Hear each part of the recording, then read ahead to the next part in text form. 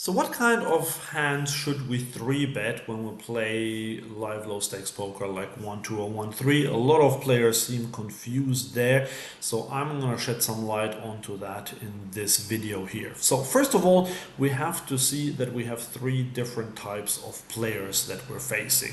And the way I look at it is whenever I sit down at a table, I try to characterize every player at the table and see whether they're more likely to be unstudied players or studied players, because the way we approach the game against them is very different whether they're studied or unstudied. And then for the unstudied players, we also have to make a further distinction, which is whether they have a limping range or not. Because a player who has a limping range, when they do decide to open, they are typically stronger. Whereas if they don't have a limping range, what that means is whenever they enter a pot, they will raise. So they will raise the hands that are a little bit weaker. And of course, there are differences in between. Some are looser, some are tighter. But as a general concept, this is what unstudied players do. Whereas studied players will approach the game differently, but we'll get to them in a moment. First of all, let's look at how we want to play against these unstudied players. And by the way, this is my pre-flop cheat sheet. You can get it for free. Just click the link in the description below and you'll get everything, my entire pre-flop blueprint, all the ranges, not only the 3-bet ones, but now we're only talking about 3-bets here.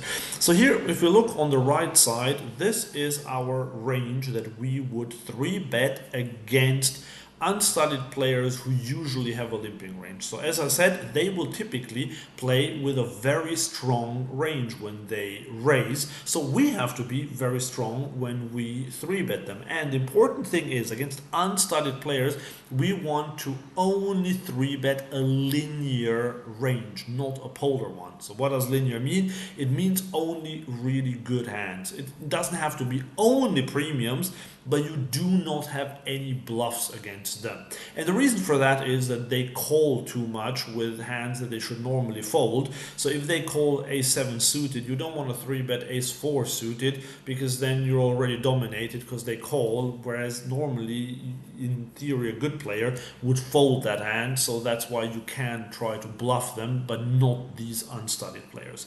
And as you can see here, this range is really tight. We only 3-bet 10s plus, king-queen suited, ace-10 suited or better, and ace-king offsuit. We even fold ace-queen offsuit, although that one is quite cuspy. Against some looser players, you can definitely 3-bet that hand as well. And by the way, we do not really call against these players, so we'll play a 3-bet or fold strategy.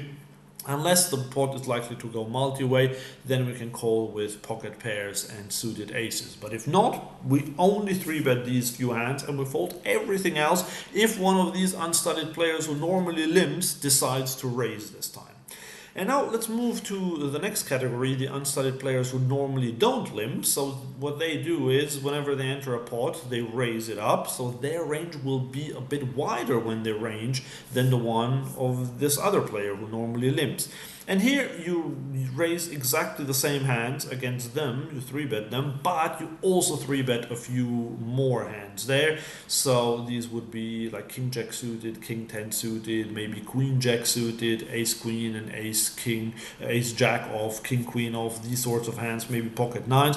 But as you can see, there are only a few more hands than these other players. That's it, but you still are very tight against them when you 3-bet, and the crucial thing is you do not 3-bet any bluffs against them. If you want to 3-bet bluff, well, now we're getting to that, but not against these players. So this is our third category. This is against the studied players. And against studied players, we do not want to 3-bet linearly when we're in position.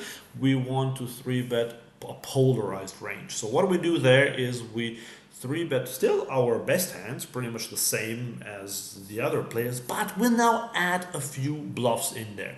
And what are those bluffs? I like to use hands like ace-5, ace-4, ace-2 suited, something like that, and some suited connectors.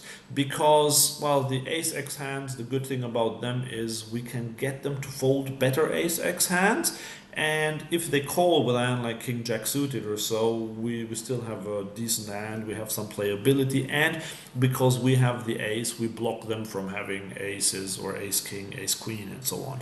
And the suited connectors actually can flop very well, so especially if we have position, we quite like to play such a hand in position against these players.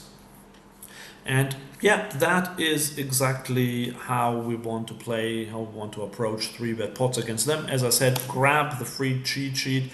You'll get all sorts of ranges here, like open ranging for different positions, what sizes to use, what ranges to use when there are limpers, when or what to call pre-flop, and so on. It goes down to pre-flop, 4 bets, and everything that you would need for your pre-flop game. So make sure to grab them in the description below.